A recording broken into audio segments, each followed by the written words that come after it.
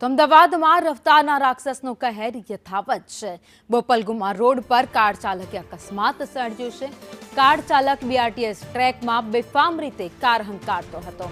બેફામ કાર ચાલકે બીઆરટીએસ ટ્રેકની રેલિંગ પણ તોડી નાખી। કાર ચાલક અકસ્માત સર્જી ઘટના સ્થળેથી ફરાર થઈ ગયો છે। સમગ્ર મામલે પોલીસે વધુ તપાસ હાથ ધરી।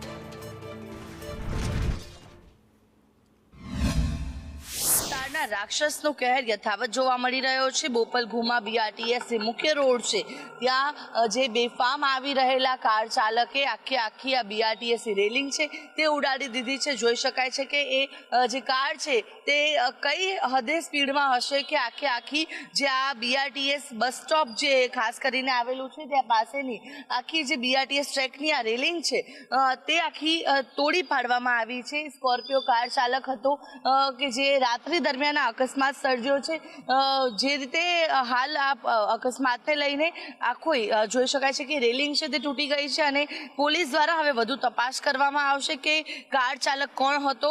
કાર જે છે તે નંબર પ્લેટ વગરની હોવાનું પણ સામે આવ્યું છે। સ્કોર્પિયો કાર હતી અને જેના પર નંબર પ્લેટ પણ નહોતી લગાવવામાં આવી, એટલે કે જે આરટીઓના નિયમોનો પણ ભંગ કરવામાં આવ્યો છે। બીજી તરફ જે આ કાર ચાલક છે તે નશામાં ધૂત હોય તેવી પણ પ્રાથમિક માહિતીઓ છે સૂત્રો દ્વારા તે પણ પ્રાપ્ત થઈ રહી છે। જો કે હવે કાર ચાલક કોણ હતો, કઈ રીતે અકસ્માત સર્જ્યો અને અકસ્માતથી કોઈને ઈજાઓ પહોંચી છે કે કેમ તેને લઈને પોલીસ દ્વારા વધુ તપાસ હાથ ધરવામાં આવશે। જો કે કાર ચાલક જે છે તે હાલ ફરાર હોવાની માહિતી પણ સામે આવી રહી છે।